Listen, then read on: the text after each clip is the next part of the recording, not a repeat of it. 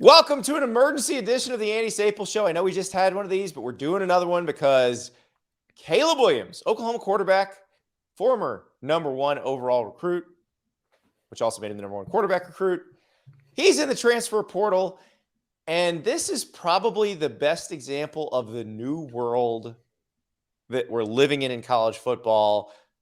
That it is everything smashing together. Max Olson is with me to help break it all down, but you have a head coach moving from one superpower to another for an ungodly amount of money. You have a number one recruit who's taking advantage of a new rule that allows undergraduates one free transfer to play right away. You have a now established quarterback who could conceivably rake in some NIL money.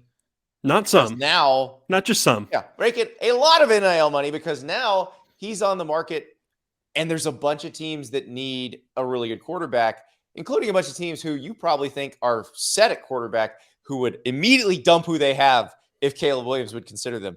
And all of this is going to play out probably in the next week or so. Max, this is going to be very interesting. You know, Andy, we tried to go pretty lukewarm for the Monday pod, but how can you not have an extreme reaction to this? This is insane. I mean, it's not insane. Well, it's expected, but it's massive. It's massive. But it's massive, but it's not unexpected. No. We have been talking about this amongst ourselves at The Athletic for the last month. When does the Caleb Williams shoe drop? Does he say I'm staying? Does he say I'm going? Does he put his name in the portal to test the waters? And remember, I wrote a story a few weeks ago where Quincy Avery, the quarterback coach, said, I would advise all of my guys to go into the portal if their quarterback if their coach leaves. Mm-hmm. All of the quarterbacks who are on a roster go into the portal if the coach leaves because they can't kick you all off the team. They can't run you all off. But you can see if there's something better out there. Well, and to be clear, like there's going to be all this Caleb Williams represents something about this generation of player. If Lincoln Riley were still at Oklahoma, this wouldn't be happening. It's because Lincoln Riley left that we're going down this road. But the fact of the matter is the day that Lincoln Riley leaves for USC, there's no doubt coaches were calling Caleb Williams and his parents and saying, come to our school. You have to go in the portal to, officially, formally have those conversations, take those visits and all that stuff. But this has been, you just have to assume when you take, this is the most coveted guy in college football now. And he was the day Lincoln Riley left. And you can't really blame him or his family for at least wanting to see what's out there, potentially take visits. I would use every bit of leverage I had if I were him. And he should. And to be clear, he has, and Jason Kersey has written about this. You can't have more leverage than Caleb Williams has when it comes to Oklahoma. I mean, and that was true from the day the job opened up because he is a player. He's a rainmaker when it comes to the recruiting and the players that he helped bring to Oklahoma and the future players he will help bring to Oklahoma. I think you have to assume that if Caleb Williams leaves Oklahoma, other players will think about leaving Oklahoma. And they need he's the face of the program. I mean, no disrespect to Brent Venables, but Brent knows that. Brent wants this kid front and center, and he's the star, and you can't lose the star, especially when you don't have other options in your room. And that's what they're down to now after Spencer Rattler left. You may have to start a true freshman at quarterback if Caleb Williams leaves. So, or they'll be in the market and they'll find somebody else. But Oklahoma, and they've made it clear, Andy, they probably get somebody else too. They probably would. Then the domino effect continues. But as Oklahoma, their head coach and AD made clear today, as soon as this news came out, they really need Caleb Williams to stay, and they're going to do whatever they can. Let's hear what Caleb Williams had to say. He tweeted this out earlier today. This season has been incredible. Words can't describe the amount of love I have for my teammates, coaches, and the Sooner Nation. The support everyone has shown me couldn't be more appreciated, and you guys are the best. As you all know, sudden changes like this season sent shockwaves through Sooner Nation and were really hard for the whole team. Proud of what we did this whole season, but especially the last 4 weeks. Oh, this is in quotes. Oh, you boys, they my brothers, they my friends. End quote. I think we all come to college to find our own path and prepare for the future. I came to Oklahoma with a game plan, but with all of the recent changes, I need to figure out what is the right path for me moving forward.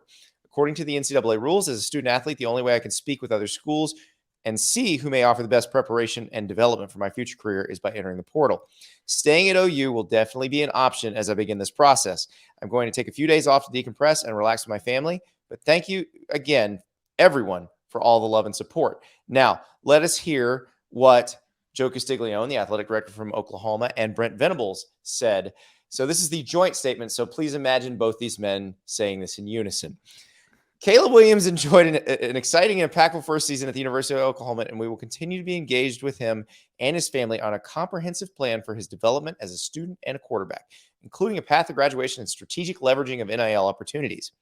While we believe OU provides Caleb the best opportunity to develop as a player and realize his goals for college and beyond, we respect his right to explore his options following key staffing changes here. OU's commitment to student-athlete development and his powerful track record of preparing players for the next level, including quarterbacks for the NFL, is unparalleled. Jeff Lebby is one of the most elite offensive coordinators and quarterback developers in the country. With the players we know are returning and new ones on the way, we will continue to be explosive on offense under his direction. This program, which has won more games than any other since 1999, is blessed with talented individuals up and down the roster and on its coaching staff. We stand ready to build on the momentum of last year's 11 wins and bowl victory and to continue OU's longstanding championship tradition. Max, there's a lot going on there. So I think we probably need to start with that second statement because, Andy, you don't see those get tweeted out every day when it comes to college athletics. I thought, shout out to the PR folks there who had to massage that one because you had to achieve a lot in that statement. You had to calm your fan base down and tell them that everything's okay.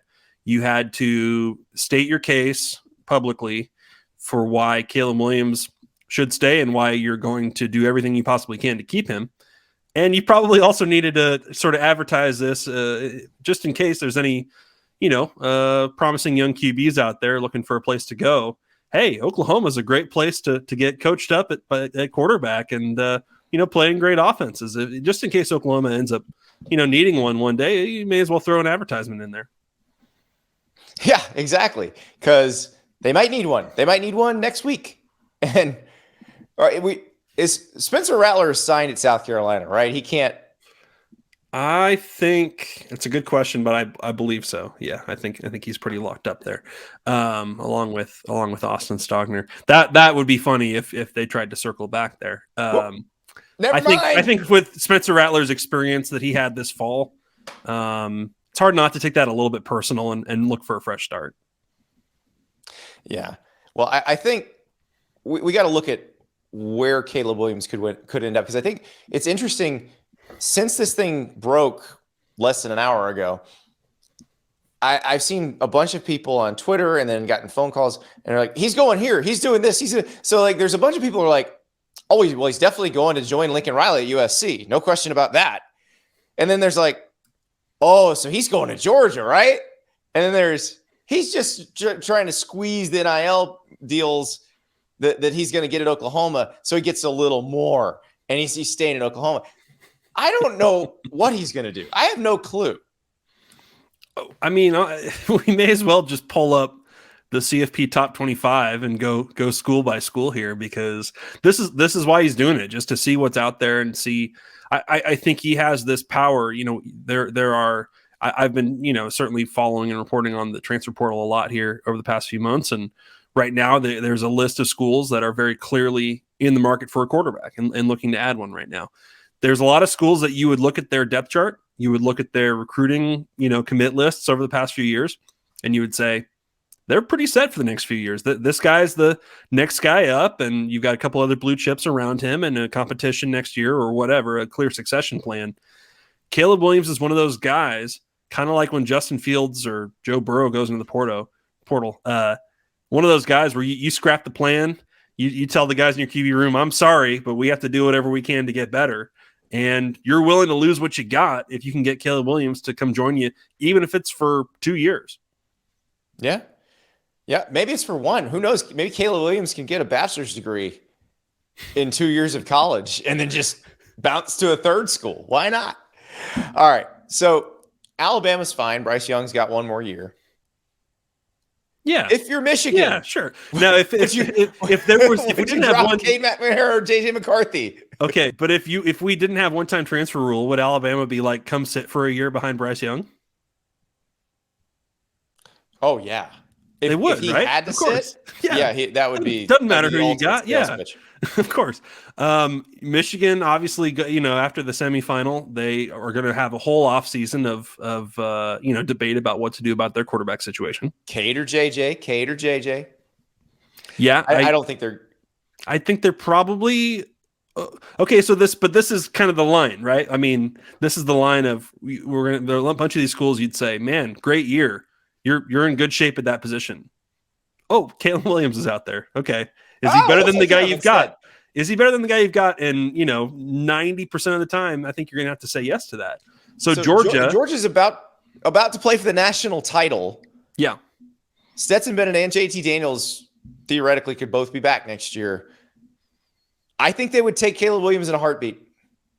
I think so too. I think Georgia's been, and they've recruited high level. If you want to say Brock Vandegrift is the future there, you could say that. I mean, they've recruited other guys that I'm sure they want to develop into being the next guy. But I have to think that Georgia is going to be calling Caleb Williams, and I think that.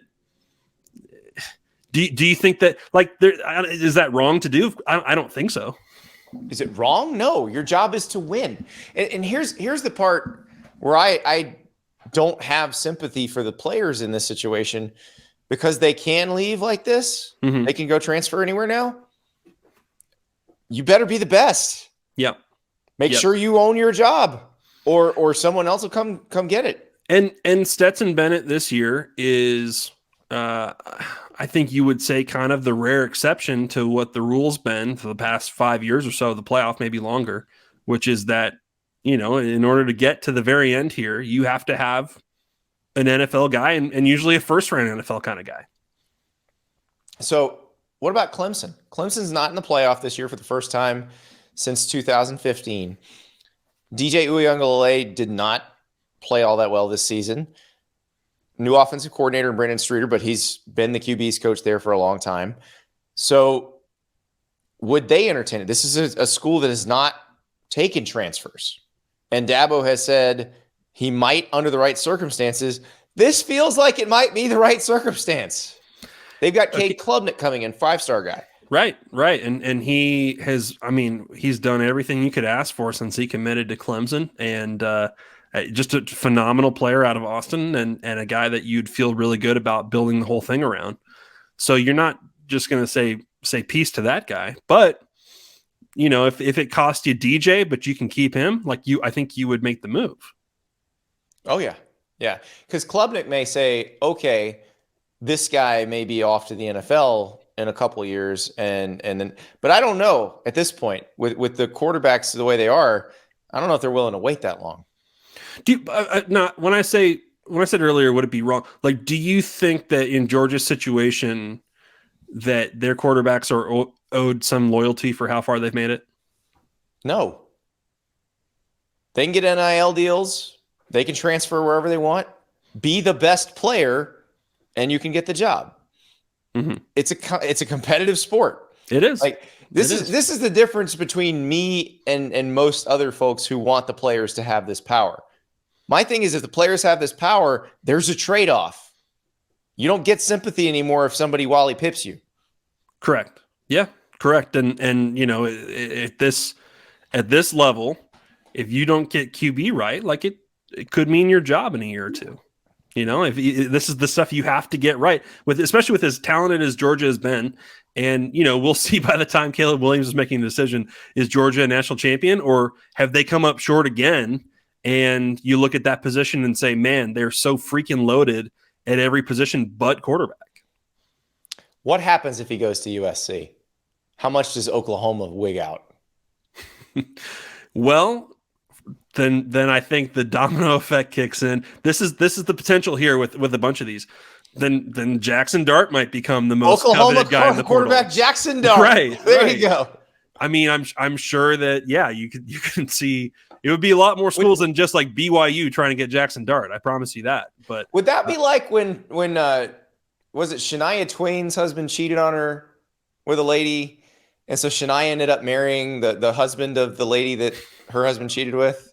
Like, that's what that would end up being, wouldn't it? I cannot verify that for you. That's outside You don't have of your my 90s, that's outside your of 90s young yeah, it's country outside of my knowledge. strike zone there, Andy. I'm sorry. But so obviously they have Malachi Nelson committed, but that certainly didn't deter Malachi Nelson from committing to Oklahoma with it when Caleb Williams was there. So, I'm sure that I can't speak to like where's the relationship right now with Caleb Williams and Lincoln Riley. I think that his family was surprised by the move. I'm sure that they probably were promised that he was going to stay there for his whole career.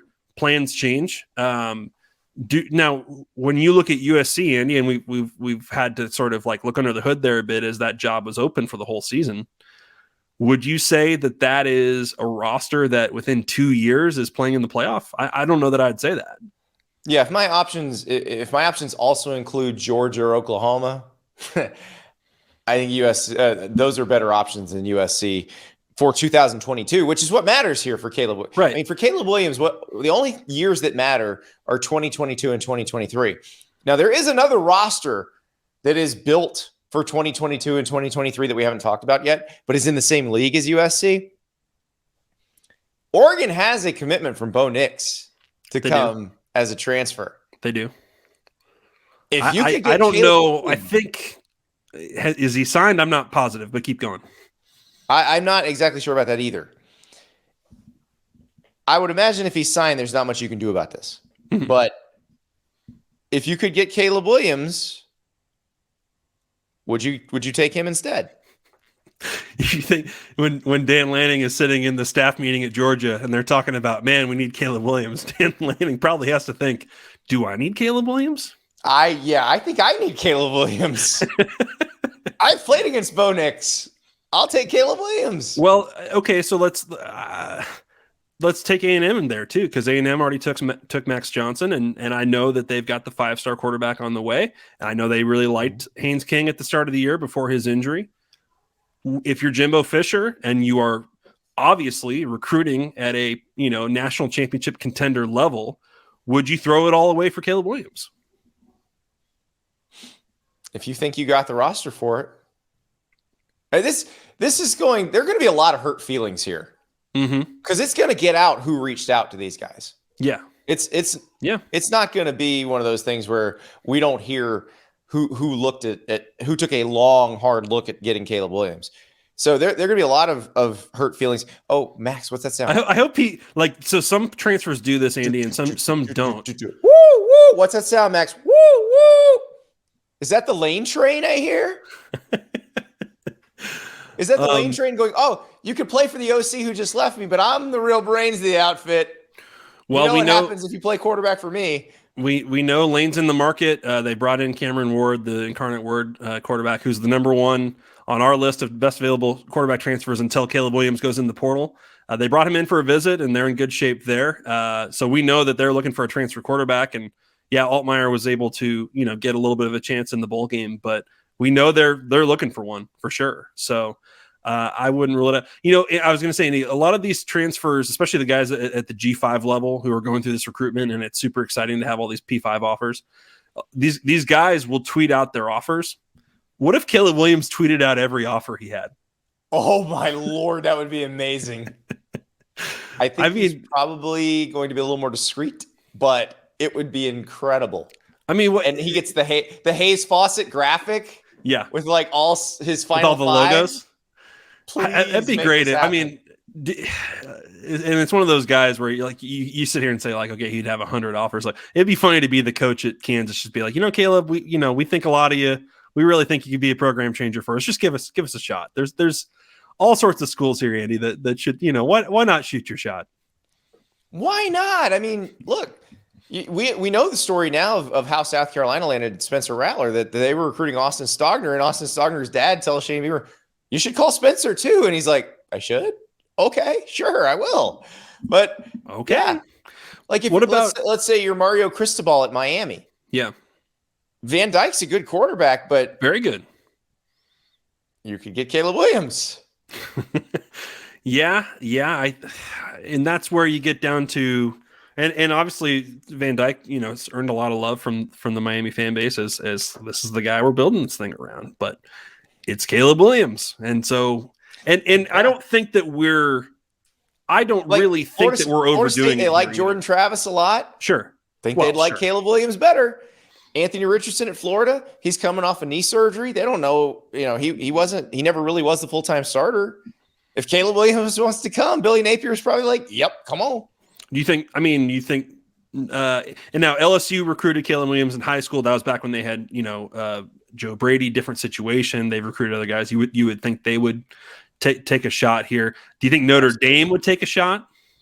Yes. I could see Why it. not? Why not? And honestly, I don't think we're overdoing it. Like, I don't think we're overselling the kid here. When you actually go back and look at now, I know Oklahoma didn't win the Big 12 and it didn't reach the CFP. So by their standard, it wasn't the kind of year they were trying to have. I don't know that Caleb Williams took them off course. If anything, he saved their season. But they got better when he became the starting quarterback. I mean, to throw him into it with a game where they're down 21. And he plays at the level he did. I looked this up. It's not just that he threw for 21 touchdowns with just 4 picks. If you go look at his rushing, you take out the sacks, the guy ran for 9 yards a carry. Like, it just as a dual threat player, he is one of the most exciting players we've got. Yeah. And if you're Georgia and you've got another year of dealing with Bryce Young, if you are, if you're in the Big Ten and you've got another year of dealing with CJ Stroud, like, you got to have that guy. You do. That's the thing. If you aspire to a national title, this is the thing you need. I mean, ask Ryan Day. Like, when Justin Fields becomes available, they had guys in their room. They had plans, but Justin Fields takes you to a different level than the players that you had in your room. And that doesn't mean you had bad quarterbacks or a bad plan at quarterback. But if a guy like this becomes available, you got to make a change. And now on the other side of this, Andy, I am curious, like, if you could put your parent hat on here for a second here. Okay. If you were advising Caleb Williams what to do here, what's the biggest priorities for you? Because maybe I'm being naive here. There's probably some schools that can offer way more money than other schools. If we're just being frank here. I want the one that's going to make him the number one player in the draft. Right. Because that level of money, and then the second contract that's the generational money, not what you get out of the portal. Yeah. No, there's no NIL deal that compares to that. Correct. So, and the thing is, the places we're talking about, the NIL deals will be good. Like, sure, the baseline is already really good. But my first priority, if I were him, would be find a place that will develop me into the number one overall draft pick.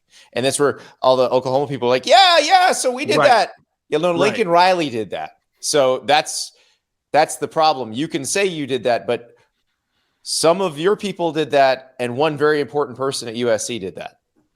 Now, if you take, to be fair to Oklahoma, if you just look at his scenario, the situation there, the circumstances there, they still have Bill Beatonbow. They're losing linemen to the draft, but they've generally put together good lines.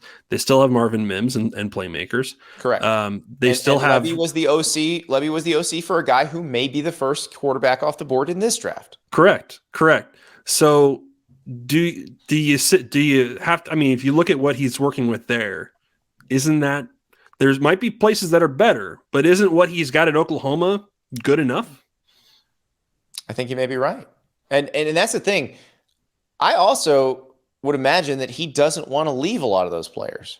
Yeah. I don't think this is a case where he's disliked, or it seems. I don't think he's just like a straight up mercenary with this stuff. As much as people kind of want to paint the portal like that, I don't really think the kid is looking at it from just a purely secure the bag, Will Wade strong ass offers. I think probably deep down, if he enjoyed this season, then his preference is probably play with these guys again.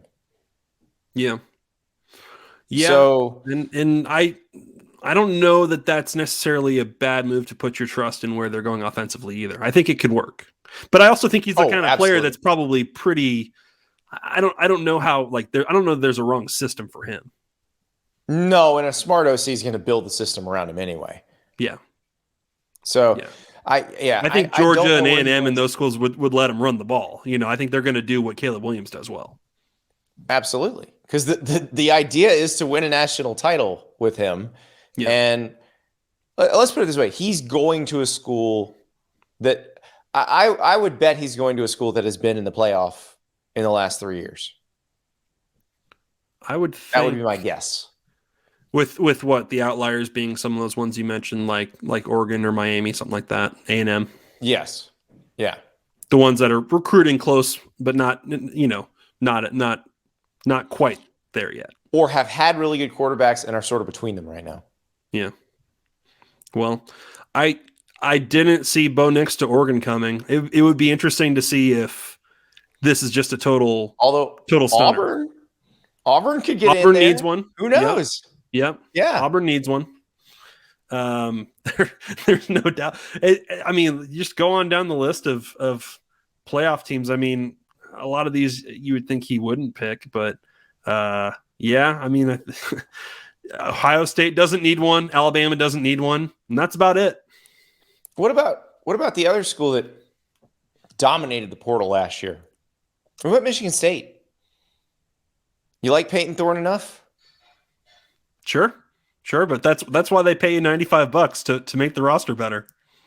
That's exactly right. That is why Mel Tucker is getting all that money. So this is going to be fascinating, Max. This really is a collision of all the different forces that have been pushing and pulling on college football in the last few years. We're going to see it all kind of writ large in what happens with Caleb Williams this next week. And the ripple effect is going to help other programs too. Mm-hmm. If your school took Caleb Williams, you're going to lose some guys, and somebody else is going to suddenly have a quarterback that they weren't planning to have too. So it's going to. Yep. I do think he could set off a domino effect depending on where he goes, unless he just stays at Oklahoma, which I don't know if I'd bet on that, but I wouldn't rule that out today. I certainly wouldn't, and we're going to find out because it is, as we record this, January 3rd. School starts at a lot of places next week. Later this week in some places. Like it is going to happen fast. So this is utterly fascinating. I know some of you don't like all the changes, but they're here, and I'm interested to see how it works because this is the new world. And anybody who tells you they know how it works, they're lying. We don't know yet. So let's see what happens. It's going to be a fascinating next few days.